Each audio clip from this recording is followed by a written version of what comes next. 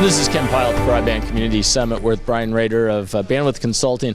Bryan, you were just on a panel with Michael Render. He gave some interesting statistics on where apartment dwellers or multi-dwelling unit dwellers feel the value of broadband is versus land property owners. Yeah, what were your thoughts on this? Well, it was interesting that one of the things that customers were saying in the study this year is that when they think about moving from one address to another to a new apartment community, the technology or the broadband speed that's available in their apartment is actually one of the core factors in deciding where to move to. Obviously, address or location, floor plan, and then the technology or the broadband capacity was the number 3 factor in looking at a new community. So I found that to be quite interesting. Also, we always hear customers or property owners rather talk about choice, that they want to have multiple providers on a property.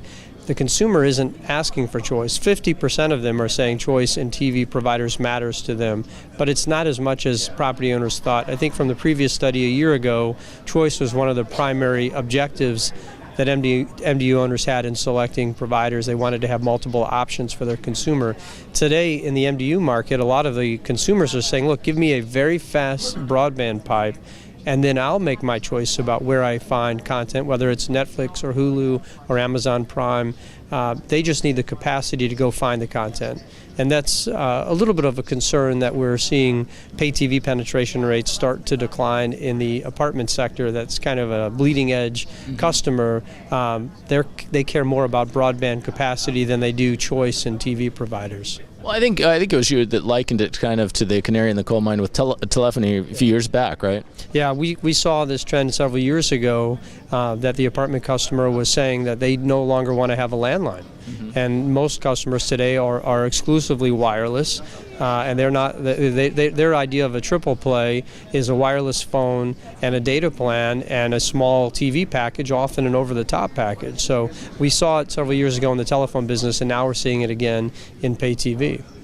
You know, there was also some comment, too, regarding over-the-top that people are watching a lot more video in the apartment than they are reported by Nielsen. Yeah, so Nielsen says that most of our TV viewing right now is still traditional TV. I think it's something like 135 hours a month is traditional, and maybe 8 to 10 hours is over-the-top viewing. But in the apartment sector, we're seeing quite the opposite. Based on a study that Mike just presented this morning, apartment residents are actually saying that they're spending as many as 5 hours a day online and just 2 hours a day watching traditional TV. So we're seeing the inverse in the apartment sector. Once again, this trend typically is early stage in the MDU business, but that is an indication that this is where the American consumer is headed.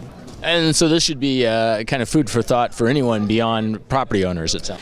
One of the questions in our panel this morning came from an audience member who was asking about the over-the-top, the trend toward over-the-top, and how can we accelerate that. And I think the idea of having a single device that can combine over-the-top content with linear content is really what is missing. We see a little bit of this with Roku and Apple TV, and the consumer now is buying very fast broadband packages and combining that with a device like a Roku or an Apple TV box. But to see true live or linear content with non-linear content, I think we're headed in that direction. But we need more. We need a device that will help us combine both of those together. And I think the first customer who will subscribe to that type of service is going to be the apartment resident.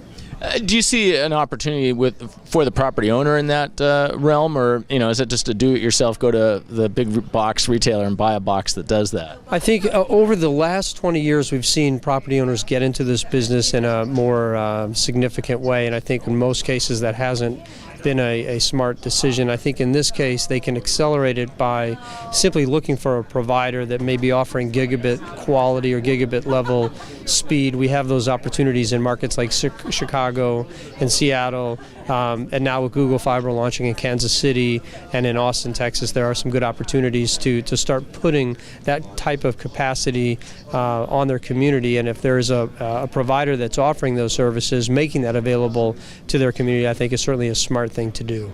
Well, it does bring up the thought too that with web type of approach where you blend that in and put it on the TV, now suddenly you could actually have a community-based local channel, if you will. So one of the things that we always hear about, and that's a good point, with gigabit quality or gigabit capacity, we can dream of a whole new set of opportunities or new content. And so for an apartment resident, there may be, or an apartment community owner, there may be some great opportunities once you have that kind of capacity to do a variety of things in telemedicine, telelearning, a host of other applications that we haven't yet thought of. Yeah, well, it makes sense. And Bryan, always great to catch up with you. Thank you. Thank you Nice very to see much. you too. Likewise.